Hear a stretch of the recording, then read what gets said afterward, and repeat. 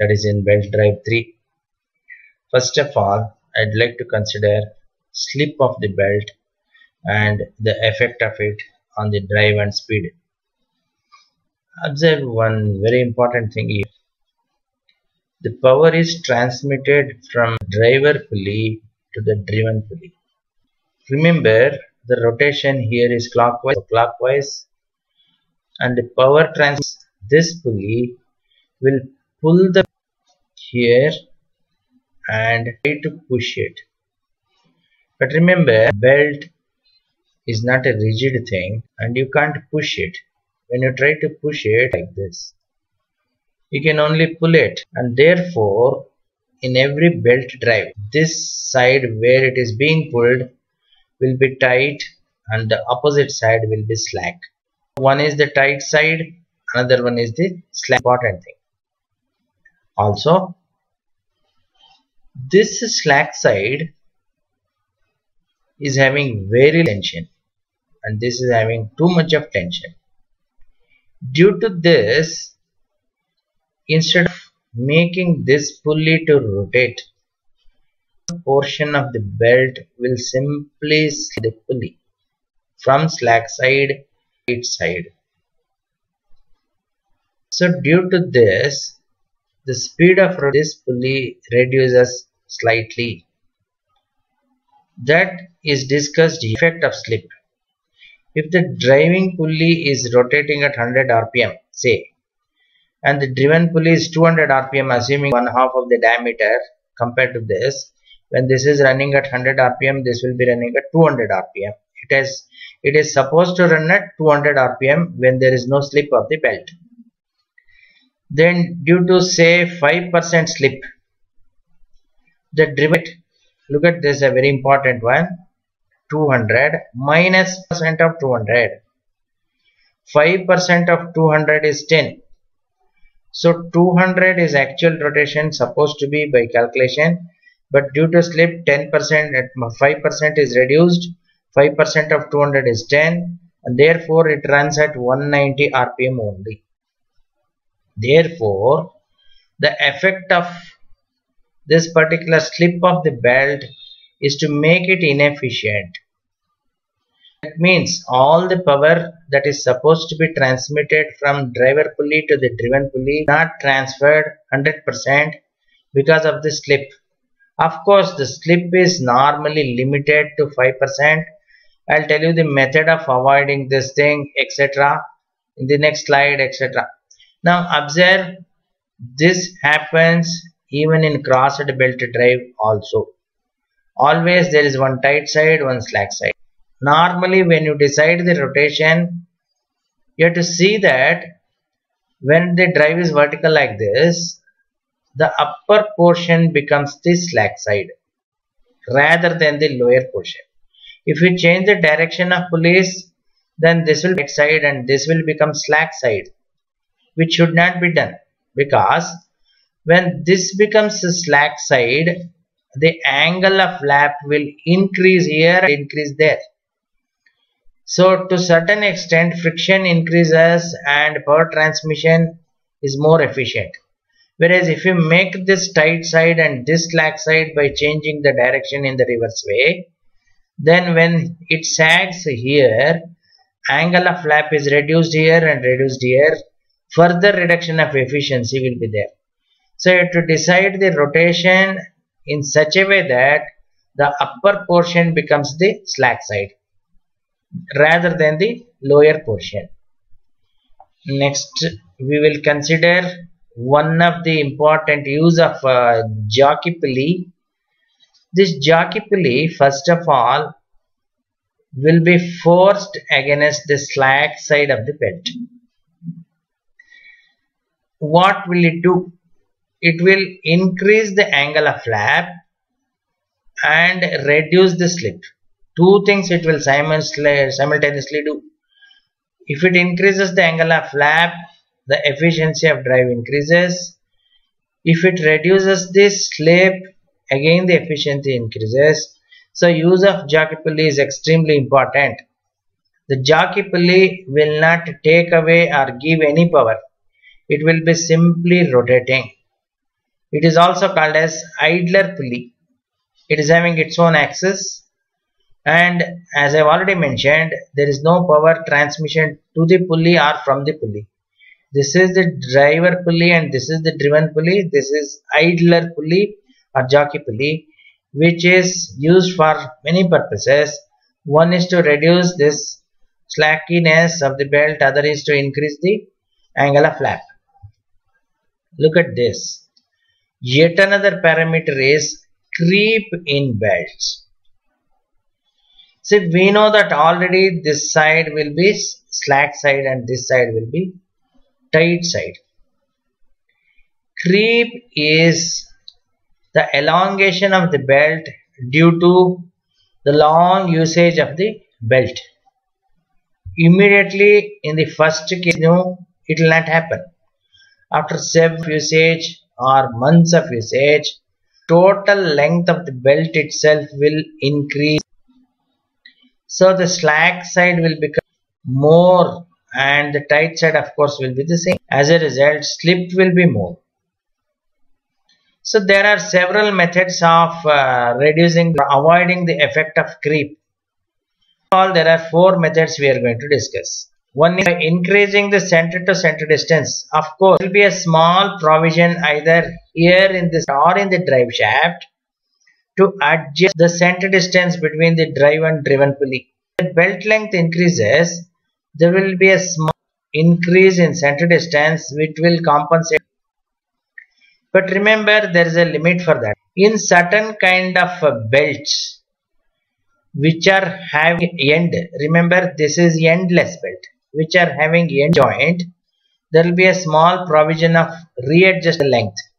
Nowadays it is very rarely used, and the example of such a belt is floor mills. There even today we are having a belt which is having a joint and we can increase or decrease the length. That method is not often used everywhere. So by increasing or increasing the center distance a little, we can compensate it, but remember again creep happens and someday you have to replace it. Second one is by altering the length of the belt itself, that I have already explained, and only in case of floor mill etc. Such belts having end joints are there. With such belts only you can think of increasing or decreasing the length of the belt. Third one is by using jockey pulley, which we have discussed in the previous slide. The jockey pulley not only makes angle of overlap more, but also reduces the slip by pushing it or stretching it and creating tension here also, so that slip is reduced. And yes, and therefore we were in this particular slide, that is in this slide, okay, we are in this slide. I'll again explain the remaining 4th point by replacing the belt. Of course, there is a limit for creep. If it keeps on extending its length, one day it will get cut, and therefore there is no point in simply increasing the center distance or whatever it is. After some time you have to throw away the old belt and replace it with a new belt. That is considered as the last alternative for the belt drive to avoid creep. Of course, there is one more thing called a stepped cone pulley or speed cone pulley. Pictorially I have represented it in this way. One is the driven shaft and this is the drive shaft. Say, assume that the drive shaft is running at a constant speed. Remember, this is a single block. Even though it is having 3 pulleys and this is having 3 pulleys, this whole thing is a single block on a shaft. This whole thing is a single block on another shaft. Normally, an identical blocks are used. This is exactly similar to this. Remember, these are not independent pulleys. They are single pulley, only the diameters are in steps. And if it rotates, this also will have to rotate at the same speed. That also will rotate at the same speed. because they are the single block. Of course, now I have named the pulleys so that we can discuss the calculations also. Smallest one this side is A and that side is X. Identical. A and X are identical. Look at this. Diameter, say X equals A equals 100 mm just for calculation. B and Y are identical.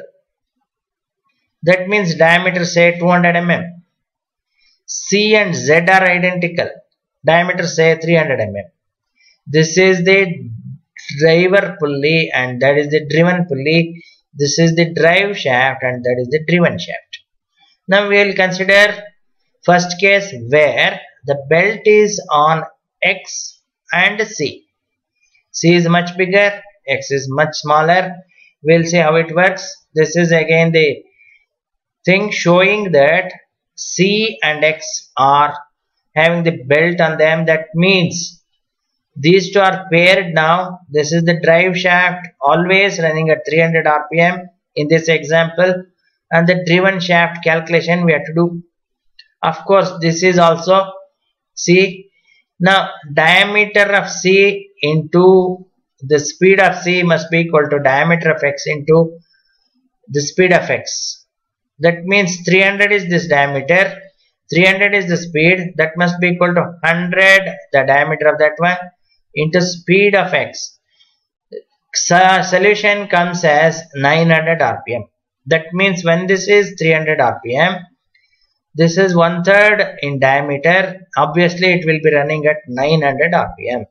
So when the drive shaft is at 300 rpm, driven shaft is running at 900 rpm when C and X are having the belt drive on them.